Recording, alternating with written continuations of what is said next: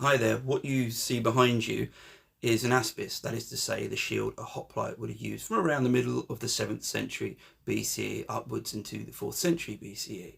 And I've got one, or rather a copy of one. This is obviously not an original, and what I'm going to do is put out some videos talking about the different aspects of it, much like I did in the Scutum. If you've got any questions, please just ask and I can pick them up. Hopefully I will be covering what you want to know through the various videos I do. Just to give the basics here, it measures 34 inches in diameter, and this one weighs in at 10 kilograms, which is at the heaviest end of the spectrum. The general weights are debated, though there has been a suggestion that these could have been around 5.5 to 6 kilograms at their lightest.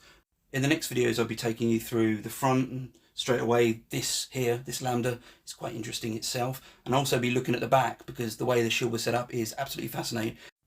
Greek vases often show hoplite shields with designs on them.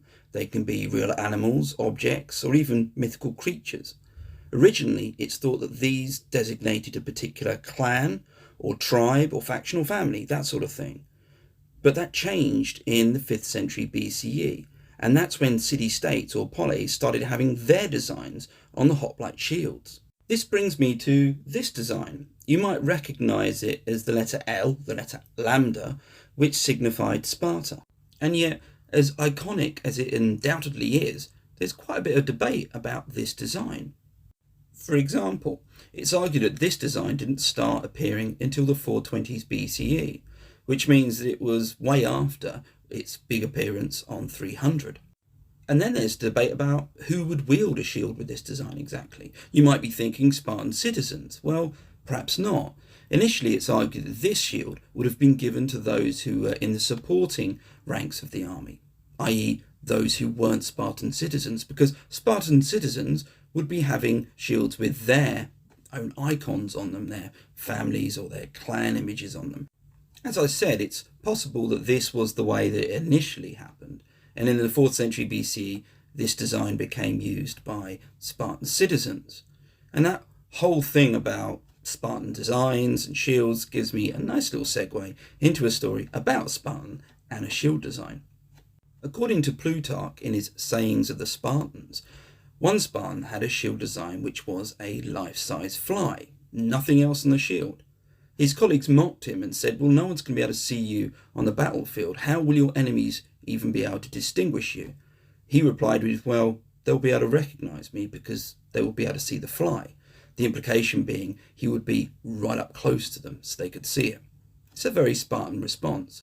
Perhaps it was also that it would have been cheaper to have a simple small fly painted on your shield, which would also have been a very Spartan thing. Just don't tell them that I said that.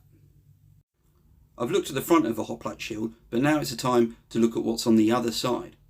Within the bowl or dome of the hoplite shield, you had the porpax, which was a cuff, and the antilabe, which was a handle.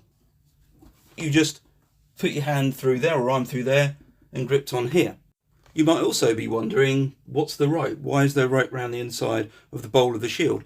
Well, we're not exactly sure. There are a number of arguments. One of them is that it in fact helped to strengthen the shield by being held taut. To pick up the shield then, it was just a case of doing that. The balance of it is very much under the shield or within the shield. So again, you've got that advantage that it naturally suits or sits quite nicely on you. In terms of coverage, there we go.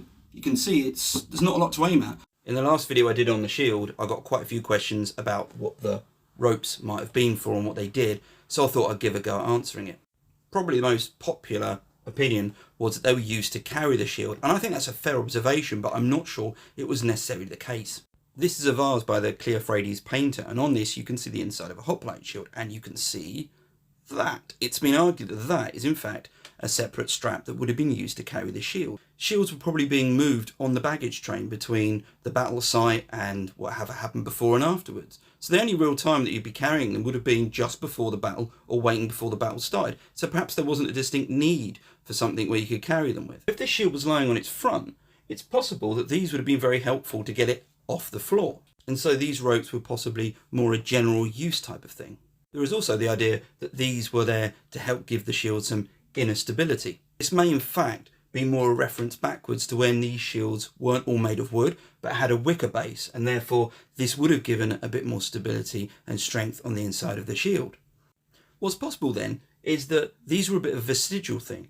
They didn't really serve a distinct purpose, but they were still quite useful. And perhaps what we've got here is a feature that was originally there in a previous version of the shield and somehow stuck around, and people found other uses for it, such as being able to access it from the floor on the front, and also just looking good. I know this is going to sound kind of strange, but they did paint the front of the shields. They wanted them to look good. And on the inside, if this is ornate, drapes down, it adds a bit more to the shield. And let's face it, the Greeks were about making things look pretty damn good. And hopefully a few of these might have made you think, and some perhaps you agree and some you don't. But there we go. That's half the fun of it.